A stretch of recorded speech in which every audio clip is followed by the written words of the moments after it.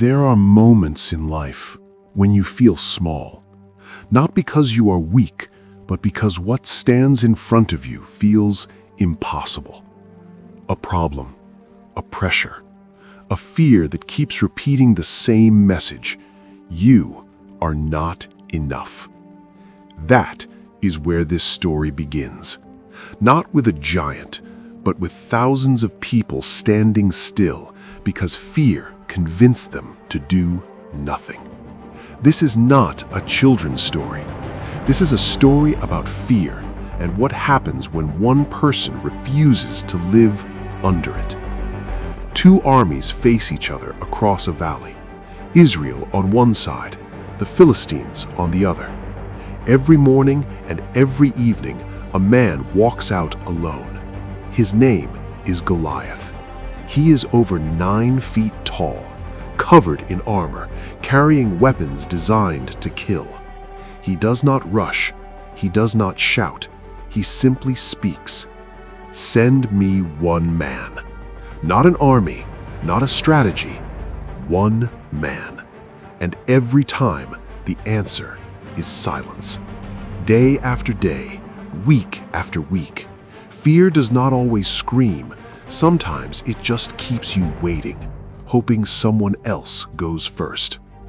King Saul is there, the tallest man in Israel, the chosen leader, but he does not move. Not because he does not know God, but because fear has convinced him that obedience is too dangerous.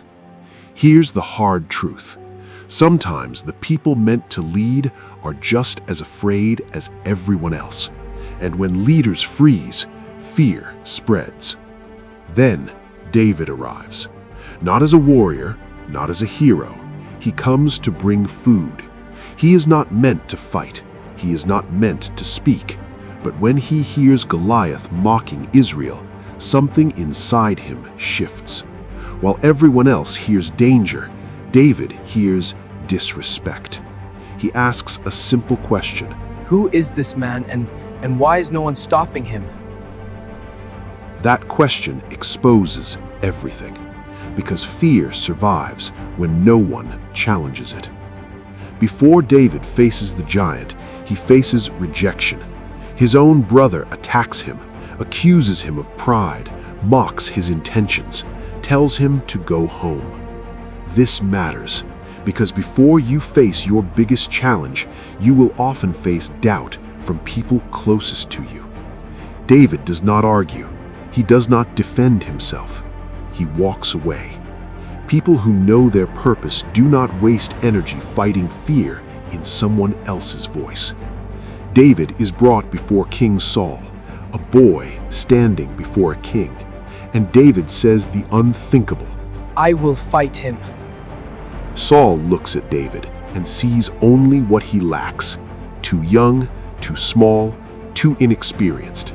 But David remembered something Saul forgot: the moments when God showed up without an audience. The lion, the bear, the nights alone. God trained David in private so he would not panic in public. Saul gives David his armor. This moment is symbolic. A broken leader trying to turn someone else into himself.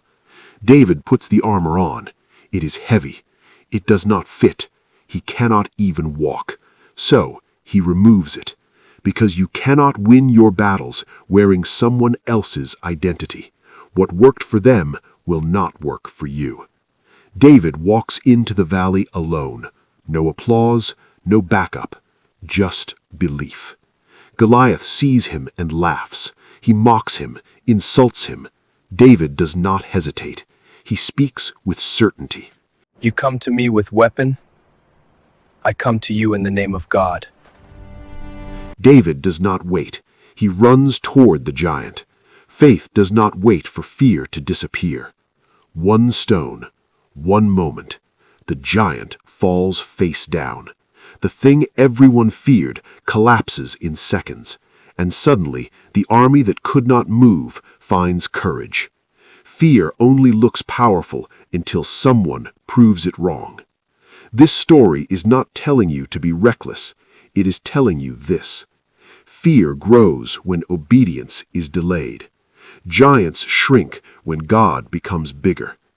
Preparation matters even when no one is watching. David was faithful when it did not matter, and when the moment came, he was ready. So ask yourself, what fear has been standing in front of you, waiting for you to stay silent? And what would change if you took one step forward?